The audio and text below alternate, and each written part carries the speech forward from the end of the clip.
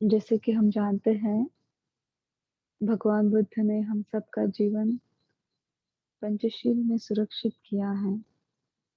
एक पंचशील का कंपाउंड है हमारे जीवन के लिए। उस कंपाउंड में हम बहुत ही सुरक्षित रहते हैं। इसी जीवन में नहीं, तो आने वाले हर जीवन में अपने निर्वाण तक अगर कोई इंसान पंचशील को ग्रहण करता है, पंचशील में रहता है, तो अपने निर्वाण तक सुरक्षित हो जाता है। और वो खुद ही नहीं, तो उसका परिवार भी पूरी तरह से सुरक्षित रहता है। हर भय से, हर दुःख से, हर रोग से वो सुरक्षित रहता है। लेकिन अभी के समय हम देखते हैं कि पंचशील लोगों के लिए फ़ॉलो करना बहुत कठिन लगता है। कोई-कोई लोग कहते हैं कि पंचशील तो हम फ़ॉलो करते हैं, लेकिन उसमें से कुछ शील हम लोगों को फ़ॉलो करने नहीं होते हैं। फैमिली में रहने के कारण कुछ शील हम पालन नहीं कर सकते। लेकिन पंचशील में जो 5 शील दिए हैं, जो 5 तत्व दिए हैं भगवान बुद्ध ने, वो सारे तत्व एक-दूसरे से कनेक्टेड हैं। अगर आप कोई भी एक शील का अगर पालन आपसे नहीं होता है, हमसे नहीं होता है, तो दूसरे 4 शील भी हमसे ब्रेक अपने आप हो जाएँगे।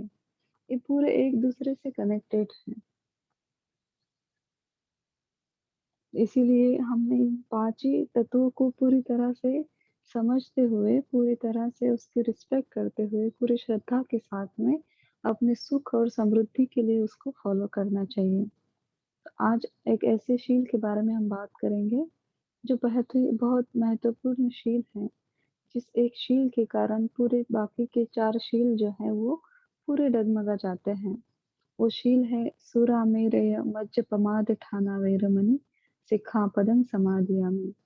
इसका अर्थ ये है कि मैं किसी भी प्रकार की नशीली पदार्थ का सेवन नहीं करूँगा, ना ही किसी नशीली पदार्थ का सेवन करने के लिए किसी को फ़ोर्स करूँगा, ना ही किसी को मदद करूँगा और ना ही मैं खुद उस नशीली पदार्थ का सेवन करूँगा, जिससे मेरी बुद्धि, मेरे माइंड जो है वो भ्रमित हो जाए। तो आज के युग में हम देखते हैं बहुत सारे लोग बहुत कष्ट से जा रहे हैं, इस कोविड के सिचुएशन में बहुत पीड़ा से जा रहे हैं, दुःख से जा रहे हैं।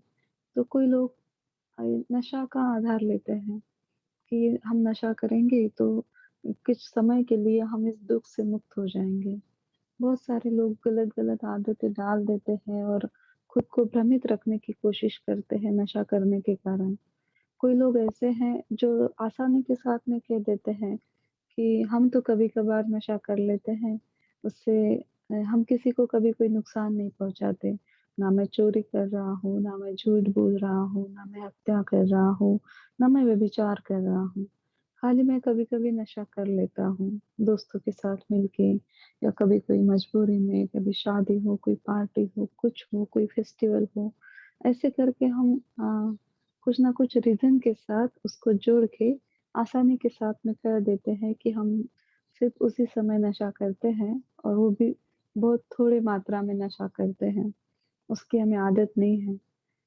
लेकिन बुद्ध कहते हैं नशा थोड़ी-सी हो या ज़्यादा हो, कम उम्र वाला करे या ज़्यादा उम्र वाला करे, स्त्री हो या पुरुष हो, सुख में करे या दुःख में करे, नशा नशा ही होती है। और इस नशा के कारण व्यक्ति दुःख को निमंत्रित करता है उसके जीवन में। वो जान नहीं पाता लेकिन दुःख है जो धीरे-धीरे, धीरे-धीरे उसके जीवन में आने लगते हैं और इससे व्यक्ति जो है खुद भी दुखी रहता है, खुद का आरोग्य भी वो नष्ट कर देता है और अपने परिवार का सुख भी वो नष्ट कर देता है। तो एक बार जब भगवान बुद्ध सुरामेरय मज्जपमाद ठाना के बारे में उपासकों को धम्म सिखा रहे थे, तो उस समय एक उपासक ने भगवान बुद्ध से कह दिया कि जब मैं कभी दुखी होता हूँ, तब मैं नशा करता हूँ। जब मुझे बहुत सुख होता है, तब उस सुख का उपभोग लेने के लिए मैं कभी नशा करता हूँ। लेकिन मैं उस समय ना चोरी करके नशा करता हूँ, नशा करने के बाद ना ही मैं व्यभिचार करता हूँ, ना मैं झूठ बोलता हूँ, ना मैं हत्या करता हूँ। मैं तो 4 शील पूरी तरह से मेरे प्रोटेक्ट करता हूँ। तो बस मैं कभी-कभी नशा कर लेता हूँ जिससे मेरे परिवार को कोई दुःख नहीं होता, ना मेरे दोस्तों को कोई दुःख होता है, ना मेरे खुद के शरीर को कोई कष्ट मैं कर होने देता हूँ। इस तरह से मैं कभी-कभार भगवान नशा कर लेता हूँ। तो इसमें क्या गलत बात है? ये तो प्रकृति में वो चीज़ उत्पन्न हुई है, निर्माण हुई है, लोगों के उपयोग के लिए निर्माण हुई है। तो मैं ऐसा कभी-कभी कर लेता हूँ। आज भी लोग ऐसे कहते हैं कि हाँ, कभी-कभार हम नशा कर लेते हैं, लेकिन ऐसा नशा से हम कोई किसी को कोई नुकसान नहीं होने देते। तो भगवान बुद्ध कहते हैं, बहुत ही सुंदर कथा वहाँ उपासक के लिए बताते हैं कि देखो, अगर उपासक अगर आप 4 शील कहते हो कि हम 4 शील को पालन करते हैं, लेकिन सूरा मेरय मज्ज पमाद ठाना हमसे फॉलो नहीं किया जाता। हम कभी-कभार नशा कर लेते हैं, लेकिन उस नशा के कारण हम किसी को कोई नुकसान नहीं होने देते, ना खुद को नुकसान होने देते हैं। ये गलत है। आप ऐसे कभी श्योर नहीं हैं कि आप नशा करो और ये 4 शील आप फॉलो करो। ये कभी हो नहीं सकता है। भगवान बुद्ध के वचन हैं कि पंचशील में से कोई भी यही नहीं कि सूरा में रहे, यही नहीं, तो पंचशील में से कोई भी शील अगर आपसे ब्रेक होता है, मान लो कि आप पानातिपाता ब्रेक करते हो, आप अदीन्नदाना ब्रेक करते हो, आपसे कभी झूठ बोला जाता है, का व्यभिचार हो जाता है या आप किसी कारणवश हत्या हो जाती है आपके हाथों बार-बार और आप कह रहे हैं कि नहीं मैं पंचशील को पंचशील में से सिर्फ़ 1 शील को ब्रेक करता हूँ, बाकी के 4 शील मैं फ़ॉलो करता हूँ। तो बुद्ध कहते हैं कि पाँचों में से कोई भी इंसान अगर 1 शील भी उसका टूटता है, तो समझ लीजिए या श्योर हो जाइए कि आप पंचशील को कभी फ़ॉलो नहीं कर पाएँगे। आपके पाँचों शील अपने आप ब्रेक हो जाएँगे। अगर 1 शील ब्रेक हो जाएगा, तो पाँचों शील अपने आप ब्रेक हो जाएँगे। ये पूरी तरह एक-दूसरे से कनेक्टेड है।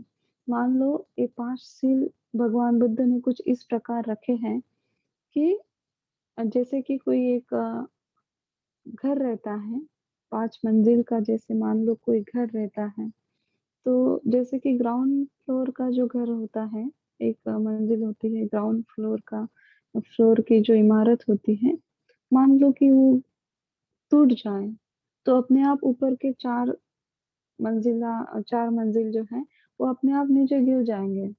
इसी तरह पंचशील जो है वो एक-दूसरे के ऊपर स्थित हैं और जो शील हम लोग ब्रेक करेंगे वो ग्राउंड फ्लोर पे आ जाएगा। जो भी शील, आप सूरा मेरय ब्रेक करो तो बाकी के 4 शील अपने आप ब्रेक हो जाएँगे, ये ग्राउंड फ्लोर पे आ जाएगा।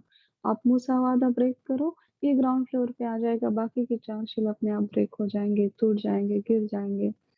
तो इसी तरह हमें ध्यान में रखना है कि पाँचों में से 5 ही शील जो भगवान बुद्ध ने इतनी करुणा के साथ में इस मनुष्य जाति पे अनुकंपा कर इस पंचशील को दिया है, तो उसके पीछे बहुत सारे कारण हैं।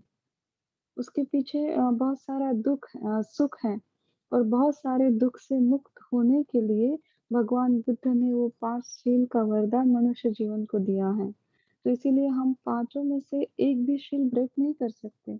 वो 5 शील को साथ में लेके जाना पड़ता है, तब जाके हम अंतिम सुख का उपभोग ले सकते हैं। अंतिम दुःख से हम मुक्त हो सकते हैं। तो किस तरह से सूरा मेरा अगर शील ब्रेक होता है, तो किस तरह से 4 जो बाकी के शील हैं, वो कैसे ब्रेक होते हैं?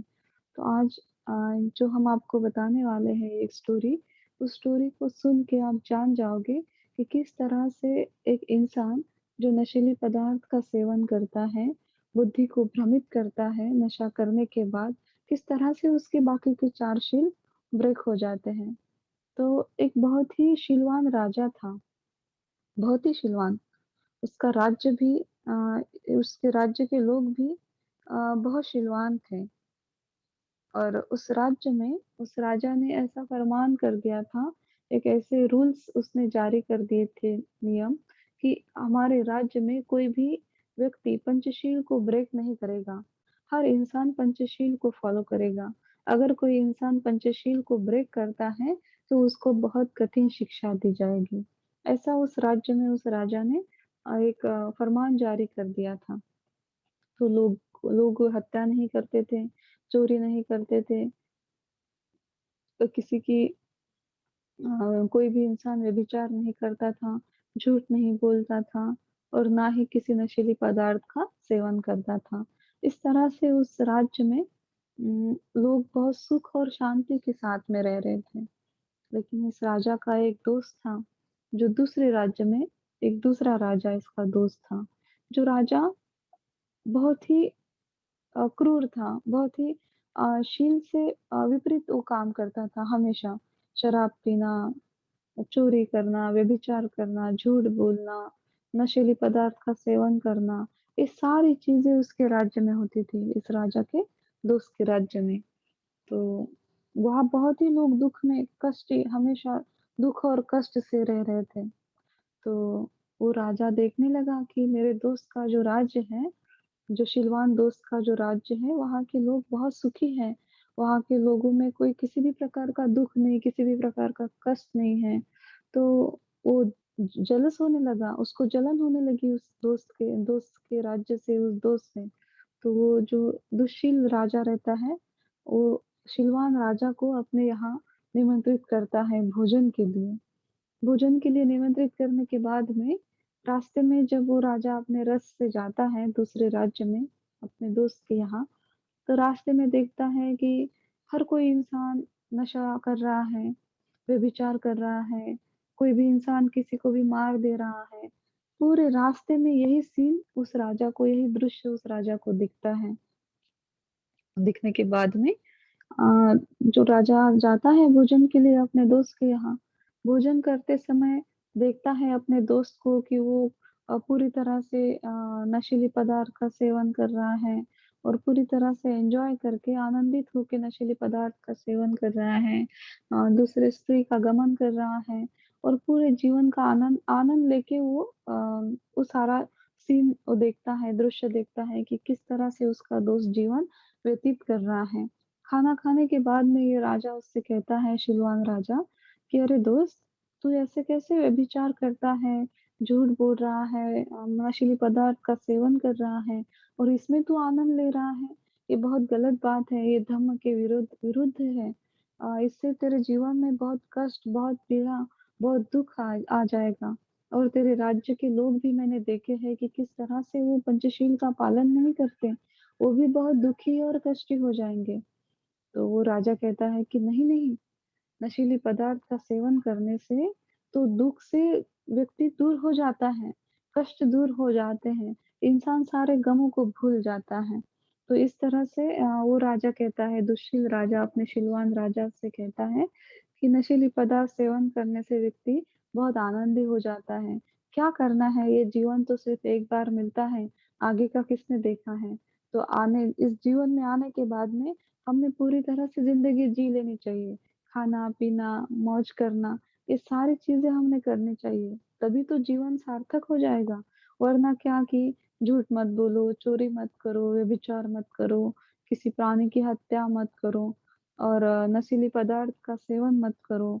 तो ये इससे क्या जीवन हुआ? ये तो पूरा जीवन हम रोज़ इसको जीवन को तो हमने खत्म ही कर देना है फिर। अगर इस तरह से हम जीवन को नियम में बंदिस्त कर देंगे, तो जीवन तो खत्म ही हो जाएगा, पूरा फ्रीडम हमारा खत्म हो जाएगा। ऐसी ज़िंदगी जीने से क्या मतलब है? इस तरह से वो दुष्शील राजा जो है, एक शीलवान राजा के दिमाग में पूरा ये बिठा देता है। बिठाने के बाद में कहता है कि देख, तू कभी भी दुःख को महसूस करे, तो नशीली पदार्थ का तू दारू का सेवन कर। तू शराब का तू सेवन कर। शराब का सेवन करने से तू पूरी तरह से तेरे दुःख से मुक्त हो जाएगा। तुझे कोई भी गम दिखाई नहीं देगा। सारे लोग जो है सुखी हो जाएँगे अपने आप। तू अपने राज्य के लोगों को भी ये फरमान जारी कर दे कि जब भी तुम्हें कोई कष्ट हो, पीड़ा हो, तो आप शराब पी सकते हो, आप नशीली पदार्थ का सेवन कर सकते हो। इसके लिए आपको कोई शिक्षा नहीं दी जाएगी। इस तरह से वो दुष्शील राजा अपने शीलवान राजा से, अपने दोस्त से ये बात पूरी तरह से उसके दिमाग में फिट कर देता है और राजा वहाँ से भोजन वगैरह करके अपने राज्य की ओर निकलता है। अपने राज्य की ओर निकलता है तो वहाँ देखता है बहुत सारे लोग हैं वो नशीले पदार्थ का सेवन करके, शराब का सेवन करके पूरे सुख में झूम रहे हैं, आनंद ले रहे हैं जीवन का। राजा को वो पूरा दृश्य उसके माइंड में फिट बैठ जाता है। जब राजा अपने राज्य में रिटर्न आता है, रिटर्न आने के बाद में राजा सोचते ही रहता है कि अरे! मैं इतना शील ग्रहण करता हूँ, मैं सारे लोगों को शील में रखने की कोशिश करता हूँ, फिर भी मेरे जीवन में कुछ न कुछ दुःख है ही, कोई न कोई कष्ट, कोई न कोई पीड़ा मेरे राज्य के ऊपर आ ही जाती है, जिससे मैं दुखी होता हूँ, कष्टी होता हूँ जिससे मुझे तकलीफ होती है। और वहाँ जाके मैंने देखा, मेरा जो दोस्त है, जो कोई भी शील को पालन नहीं करता, वो हमेशा शराब पीता है, व्यभिचार करता है, झूठ बोलता है, सारी चीज़ें वो गलत करता है, फिर भी वो कितना आनंदी था, कितना वो सुखी था, वहाँ के लोग कितने सुखी थे, एक भी इंसान मुझे दुःख में नहीं दिखा, सारे लोग एन्जॉय कर रहे थे। इस तरह से वो राजा सोचते रहता है। दूसरे दिन शिलवान राजा के ऊपर कोई कठिन परिस्थिति आती है, कोई संकट आता है, थोड़ा-सा वो राजा दुखी होता है। दुखी होने के बाद अचानक से उसके माइंड में आ जाता है कि चलो शराब पी ले तो ये दुःख मेरा नष्ट हो जाएगा। तो राजा क्या करता है वहाँ, शराब पी लेता है बहुत सारी। शराब पीने के बाद में वो नशे में सारी चीज़ों को भूल जाता है और बेहोश होके पूरी तरह से वो सो जाता है। और दूसरे दिन जब उठता है, उठने के बाद उसको लगता है कि अरे! कल मैंने शराब पी तो देखो मैं कितने अच्छे से सो गया। कोई भी दुःख, कोई भी पीड़ा मुझे नहीं हुई, वरना रात भर मैं दुःख के कारण चिंतित होके मैं सो नहीं पाता। तो राजा एक फरमान जारी कर देता है अपने राज्य में कि अपने सेनापति को बुलाकर कहता है कि सेनापति, जाके राज्य में ये फरमान जारी कर दो कि कोई भी इंसान अब शील को पालन नहीं करेगा। जिसको जो लगता है वो करे। हत्या करो हिंसा करो, व्यभिचार करो, झूठ बोलो या शराब पियो, कोई प्रॉब्लम नहीं है। आपको जब जो भी चीज़ लगे आप नशीले पदार्थ का सेवन कर सकते हैं। किसी के लिए कोई बंधन नहीं होगा, कोई शिक्षा नहीं होगी। सेनापति ये बात सुन के बहुत आश्चर्यचकित हो जाता है कि हमारे राजा ऐसे क्या कर रहे हैं? इससे तो धम्म का पूरा नाश हो जाएगा और जहाँ धम्म नहीं रहेगा वहाँ तो दुःख ही दुःख है। सुख का कोई वहाँ पे नामो-निशान नहीं रहेगा। आज हमारे राज्य में इतना सुख है, इतना आनंद है, लोग इतने शांति के साथ में रह रहे हैं। ये पूरी शांति, पूरा सुख नष्ट हो जाएगा अगर राजा ऐसे करेगा तो। तो सेनापति जो है वो राजा का अच्छा दोस्त भी होता है और शुभ चिंतक भी होता है, बहुत शीलवान और बहुत वो प्रामाणिक होता है, बहुत ईमानदार होता है वो सेनापति। सेनापति कहता है राजा से कि राजा साहब, आप ऐसे क्या कर रहे हो? इससे तो पूरा अपना राज्य जो है नष्ट हो जाएगा। आप ऐसे मत करो। आप अगर लोगों से कह दोगे कि आप नशीले पदार्थ का सेवन करो, तो अगर लोग नशा करने लगेंगे, तो वो अपने आप झूठ बोलने लगेंगे। व्यभिचार करने लगेंगे, हत्या करने लगेंगे, अपना राज्य पूरा नष्ट हो जाएगा, आप भी नष्ट हो जाओगे, ऐसे मत करो। राजा कहता है कि मैं राजा हूँ, जो मैंने आपको आदेश दिया है, उसका आप पालन कीजिए। आप लोगों से कह दीजिए कि आप नशीले पदार्थ का सेवन कर सकते हो, इसके लिए आपको कोई शिक्षा नहीं होगी। मैंने भी मेरे दोस्त को देखा है नशा करते हुए, वो कितना सुखी था। उसके उसके राज्य के लोगों को देखा है नशा करते हुए, वो कितने सुखी थे, वो अच्छे से मांस मच्छी का सेवन करते थे और बहुत सुखी थे वो लोग, किसी भी प्रकार का दुःख उनको नहीं था। और अगर हम ऐसे जीने से भी क्या मतलब है कि हम इतने कष्ट से इतने शील में जी रहे हैं, शील से खुद को प्रोटेक्ट कर रहे हैं, लेकिन फिर भी कोई ना कोई दुःख तो हमारे जीवन में आ ही जाता है।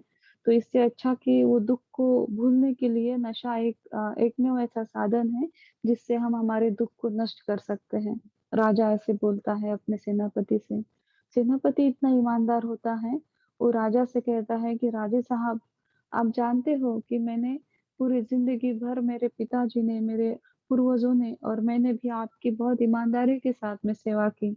राजा कहता है कि हाँ, मैंने जानता हूँ कि आपके पिताजी के पिताजी ने और आपने भी पूरे जीवन भर किसी भी प्रकार का मूल्य न लेके हमारी पूरी ईमानदारी के साथ में इस राज्य की सेवा की है।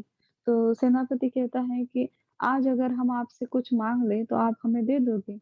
तो सेनापति के बोलने से राजा कहता है कि हाँ, आज अगर आप कुछ हमें माँगते हो तो हम तो आपको कुछ भी दे सकते हैं। अगर हमारे बस में होगा तो हम आपको ज़रूर दे देंगे। क्या चाहते हैं आप? तो सेनापति कहते हैं कि राजा साहब, हमने आज तक हमारे पूर्वजों से लेके आज तक हमने जो आपकी सेवा की है, उसके बदले में हमें सिर्फ़ आपका 1 दिन चाहिए। 1 दिन आपका, आपके जीवन के सिर्फ़ 24 घंटे हमें दे दो।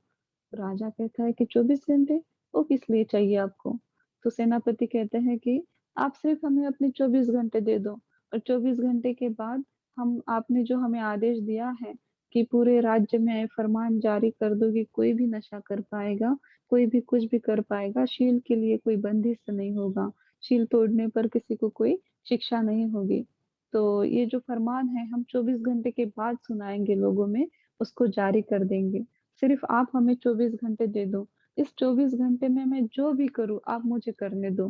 किसी भी चीज़ के लिए आप मुझे मना नहीं करोगे।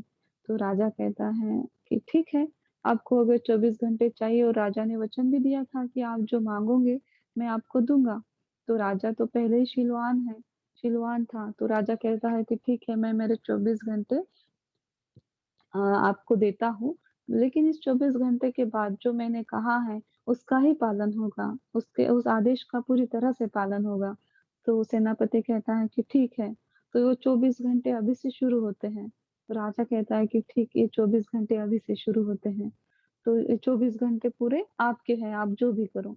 तो सेनापति पहला एक काम कर देता है कि राजा को एक बंद कमरे में पैक कर देता है। राजा कुछ नहीं कह पाता क्योंकि राजा ने ही कहा है कि सेनापति, इस 24 घंटे में आप जो भी करो, आपको सारी चीज़ों के लिए फ्रीडम है, आप कुछ भी करो।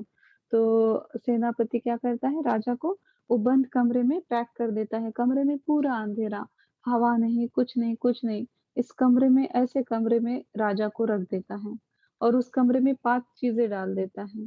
एक होती है एक बहुत ही सुंदर लड़की, एक शराब बहुत सारी, कच्चा मांस और एक तलवार और एक छोटा बच्चा। ऐसे 5 चीज़ें वो कमरे में डाल देता है और कमरा लॉक कर देता है। जैसे-जैसे वक़्त बीतता जाता है, राजा को बहुत प्यास लगती है तो पानी पीने के लिए नहीं मिलता, भूख लगती है तो उस कमरे में कोई खाना नहीं है। इतना अंधेरा, राजा इतने अंधेरे में, इतने बंद कमरे में राजा कभी रहा नहीं। पूरा महल में रहने वाला राजा, और जब भी उसे भूख लगे तो बहुत सारा पकवान उसके सामने आ जाए, प्यास लगे तो प्यास लगने से पहले वो राजा को कोई पानी दे। इस तरह से राजा ने अपनी ज़िंदगी जी थी और राजा को जैसे-जैसे इस बंद कमरे में वक़्त चला जा रहा था, राजा बहुत परेशान हो रहा था अंदर से, उसको बहुत प्यास लग जाती है। तो तकरीबन 15-16 घंटे बीत जाते हैं, राजा उस बंद कमरे में बिना पानी के, बिना खाने के रहता है। तो इतनी राजा को प्यास लगती है, राजा कुछ अपनी प्यास को सह नहीं पाता क्योंकि राजा को तो आदत नहीं थी कि बिना पानी के रहने से किसी दुःख को वो सहन करे। तो राजा देखता है तो पानी ही नहीं है, पानी माँग भी नहीं सकता। 24 घंटे तो उसने उस सेनापति को दे दिए थे और सेनापति जो भी करे, राजा ने वचन भी दिया था। तो राजा को अपने कमरे में वो शराब दिखती है। तो शराब दिखने से राजा कहता है कि चलो मैं इस शराब को पी लेता हूँ ताकि मेरी प्यास बुझ जाए और मुझे पानी की ज़रूरत ना लगे। तो बेचैन होके पानी से बेचैन होके प्यास लगने के कारण राजा क्या करता है, वो शराब को पी लेता है। शराब को पी लेने से अब तक तो 20 घंटे राजा बिना खाए-पिए रह रह लिया, लेकिन जब उसने शराब पी, तो शराब पीने के बाद वो अपनी भूख को सहन नहीं कर पा रहा था। उसको बहुत भूख लग रही थी, तो कुछ खाने के लिए कुछ नहीं था। तो खाने के लिए कुछ नहीं था तो उसको वहाँ पे वो माँस दिखता है। माँस दिखने के कारण वो उस माँस को खा लेता है भूख के कारण, और माँस को खाने के बाद उसमें इतनी ऊर्जा आ जाती है और इतना वो भ्रमित हो जाता है उस नशा के कारण, उस माँस के कारण, तो वो अपनी वासना को सह नहीं पाता है। अपनी वासना को नहीं सह पाने के कारण उसको वो स्त्री दिखती है, जो अपने कमरे में है, बहुत ही सुंदर, तो वो उस स्त्री का उपभोग लेता है। वो स्त्री भी कुछ कह नहीं पाती, राजा है, राजा जो भी करे। तो वो उस स्त्री का उपभोग लेता है जो उसकी पत्नी नहीं है। उसका उपभोग ले लेता है उस स्त्री का अपनी वासना के कारण, और स्त्री का उपभोग लेने के बाद राजा जो है वो पूरी तरह से मतलब अपने होश खो बैठता है और उस स्त्री का उपभोग लेता है। उपभोग लेने के कुछ समय बाद में राजा देखता है कि उसने क्या कर दिया। उसने तो पहले शराब पीने के बाद में उसने वो मांस खाया, मांस खाने के बाद उसने उस स्त्री का उपभोग लिया। राजा को जब होश आता है तो राजा देखता है कि उसने क्या गलत काम कर दिया है। अब जब सेनापति कुछ समय में दरवाजा खोल देगा, तो उसको दिखेगा कि राजा ने एक दूसरे स्त्री का उपभोग ले लिया है जो उसकी पत्नी नहीं है। मेरी पूरी जो मेरा पूरा सम्मान है पूरा खत्म हो जाएगा, सेनापति मुझे क्या कहेगा, लोग मुझे क्या कहेंगे? इस डर के कारण राजा राजा को दिखता है कि ये जो बच्चा है उस रूम में छोटा, उस बच्चे ने सारी चीज़ें देखी थी। तो वो राजा देखता है कि अरे! ये बच्चा तो उस चीज़ का गवाह बन जाएगा। ये बाहर जाके लोगों को कह देगा, ये स्त्री कहेगी कि इस राजा ने मेरे साथ ऐसा दुष्कर्म किया है। ये स्त्री भी बाहर जाके लोगों को कहेगी और इसका प्रूफ जो है, इसका साक्षी है, ये बच्चा बन जाएगा। तो राजा को वो तलवार दिखती है, राजा वो तलवार लेता है और उस बच्चे को भी मार देता है और उस स्त्री को भी मार देता है।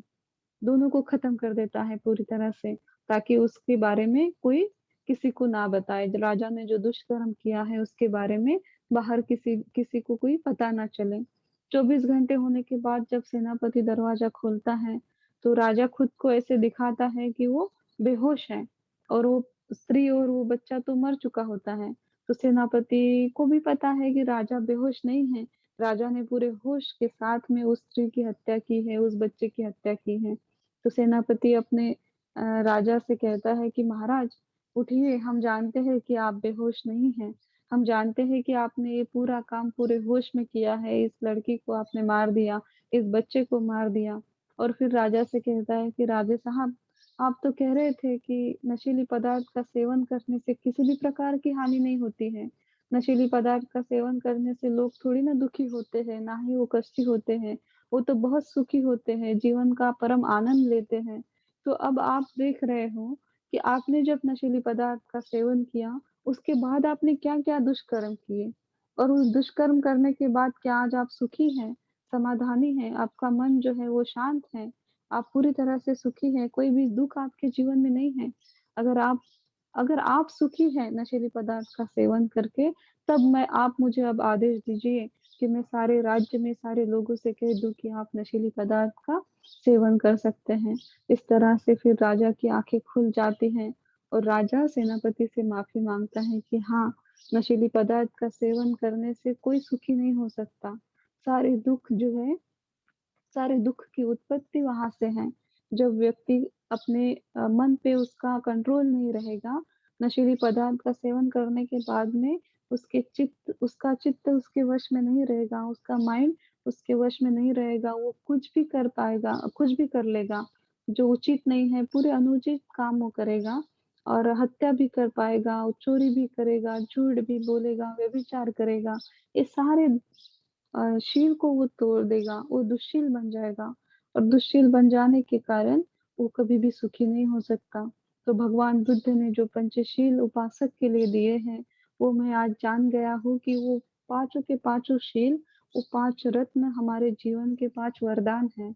अगर हम चाहते हैं कि हम सुखी रहे, समाधानी रहे, निरोगी रहे, हमारा पूरा परिवार अगर सुखी रहे, तो हमें वो पाँचों शील बुद्ध ने जैसे बताए हैं उस तरह से हमें पालन करने होंगे, तब जाके हम अंतिम सुख यानी निर्वाण का साक्षात्कार कर पाएँगे। इस तरह से राजा जो है वो पूरी तरह सँभल जाता है। तो ये जो स्टोरी है, इस स्टोरी से हमें ये बोध मिलता है कि हाँ, नशीली पदार्थ का सेवन करने से कितना व्यक्ति दुखी हो जाता है। वो न चाहते हुए भी उससे उसके हाथों व्यभिचार हो जाएगा, वो झूठ बोलने लगेगा, वो चोरी करने लगेगा, वो हिंसा करने लगेगा, वो बाकी के 4 शील अपने आप तोड़ देगा। इसलिए हमें नशीली पदार्थ का सेवन नहीं करना है, जिससे हम हमारे बुद्धि को, हमारे दिमाग को भ्रमित करें, हमारे मन को हम विचलित करें और मन जहाँ विचलित हो जाएगा, तो पूरे दुःख वहाँ से उत्पन्न होते हैं। तो इसीलिए भगवान बुद्ध ने इस सुरामेरय मज्जपमाद ठाना वेरमणि इस शील को जो है पंचशील में बहुत ही एक विशेष रूप में रखा है और वो उपासक के लिए रखा है, वो शील भिक्षु के लिए नहीं है। वो अनागारिक के लिए नहीं है, वो एक सन्यासी व्यक्ति के लिए नहीं है। वो शील है जो सांसारिक जीवन में जो लोग जीवन जी रहे हैं, जीवन व्यतीत कर रहे हैं, उनके लिए भगवान बुद्ध ने वो शील बताए हैं। तो इसीलिए हम जब उपासक हैं, सर्वसाधारण जीवन में हैं, तो उस शील का महत्व को जान के हमें देखना चाहिए, इस स्टोरी को हमेशा ध्यान में रखना चाहिए कि नहीं, नशीली पदार्थ का सेवन करके इंसान कभी भी सुखी नहीं हो पाएगा, ना ही उसके दुःख दूर हो जाएँगे। हालाँकि जब वो नशा करने लगेगा तो दुःख और बढ़ते जाएँगे। वो अपनी संपत्ति का नाश करेगा, वो अपने परिवार का नाश करेगा, वो सारे लोगों में अपनी रिस्पेक्ट, अपना सम्मान, मान सब खो देगा। कोई भी इंसान उस पे यकीन नहीं करने लगेगा। धीरे-धीरे वो झूठ बोलने लगेगा, उसकी किसी भी बात पे लोग यकीन करना छोड़ देंगे। उससे बात करना छोड़ देंगे, उसको कहीं अच्छे काम के लिए अपने यहाँ बुलाना, आना-जाना उसका पूरा बंद हो जाएगा। उसके परिवार के लोग उससे द्वेष करने लगेंगे। वो अपने ना ही वो अपने परिवार को सुखी रख सकता है, ना वो खुद सुखी हो सकता है। इसलिए अ, भगवान बुद्ध के वचन के अनुसार हमने कभी भी नशा नहीं करनी चाहिए। नशा करने का एक दूसरी हानि ये भी है कि जो भी इंसान इस जीवन में नशा करेगा और नशा करने से हमेशा वो भ्रमित जीवन जिएगा। ना उसे पता चलेगा कि दिन है या रात है, ना सुख है, ना दुःख है, ना किसमें अच्छा है, ना किसमें बुरा है, जो वो नहीं जानेगा। तो मृत्यु के पश्चात जब वो मान लो कि किसी अच्छे कर्म के कारण अगर उसको मनुष्य जीवन मिलता भी है, दूसरे जीवन में अगर उसे मनुष्य जीवन मिलता भी है, तो वो पूरी तरह से मानसिक विकलांग करके जन्म लेगा। हम देखते हैं ना कि जो मनोरुग्ण होते हैं, मानसिक विकलांग होते हैं, जो लोग मानसिक विकलांग लोग होते हैं उनको कुछ समझ में नहीं आता। जिसके हम मतिमंद कहते हैं। पागल भी होते हैं जो बाय बर्थ कोई जो बच्चे होते हैं बाय बर्थ वो विकलांग होते हैं, मानसिक विकलांग होते हैं। तो मानसिक विकलांग इसी कारण होते हैं कि जो इस जन्म में ज़्यादा से ज़्यादा नशा करें और हमेशा अपने बुद्धि को, अपने मन को भ्रमित रखें, अपने मस्तिष्क को हमेशा भ्रमित रखें नशा करने के कारण, तो उनको इस जीवन में तो उनकी हानि है ही, आर्थिक हानि है, मानसिक हानि है, आरोग्य की हानि है, परिवार की हानि है। लेकिन मृत्यु के बाद भी वो सुखी नहीं होता। मृत्यु के बाद भी वो मानसिक विकलांग होके जन्म लेता है और मानसिक विकलांग व्यक्ति कभी भी धम्म को नहीं सुन सकता, ना ही वो कभी धम्म को समझ सकता है। तो निर्वाण से वो बहुत दूर चला जाता है। इसलिए हमें अगर इस जीवन में भी सुखी होना है और आने वाले हर जीवन में हमें सुख चाहिए, हमें दुःख से मुक्ति चाहिए, तो हमें सूरामेरय मज्जपमाद ठाना वीरमणि इस शील को पूरी तरह से ग्रहण करना है, पूरी तरह से उसको पालन करना है, उसका आचरण करना है और अपने मनुष्य जीवन के सुख के लिए ही भगवान बुद्ध ने वो अनमोल वरदान हमें दिया है। तो इस तरह से ये शील है सूरामेरय मज्जपमादठाना वीरमणि सिक्खापदं समादयामि। आज के लिए यही धम्मदेशना यहाँ पे हम समाप्त करते हैं और आशा करते हैं कि इस शील का जो महत्व है, वो आप पूरी तरह से समझ गए होंगे। आपके परिवार के लोग उसे समझ गए होंगे।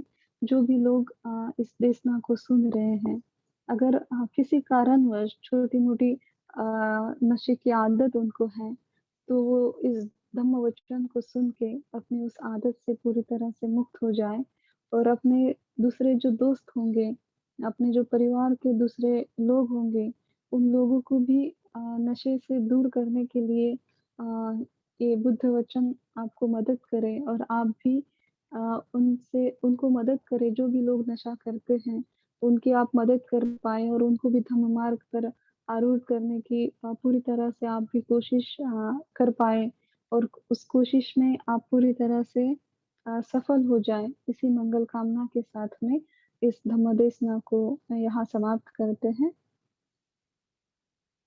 साधु, साधु, साधु।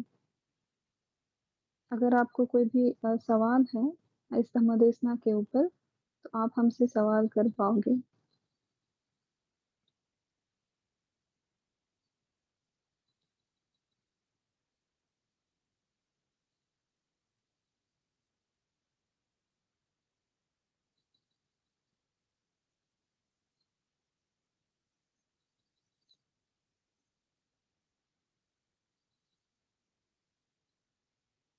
अगर आपको कोई सवाल है तो आप सवाल कीजिए और अपना हैंड रेज़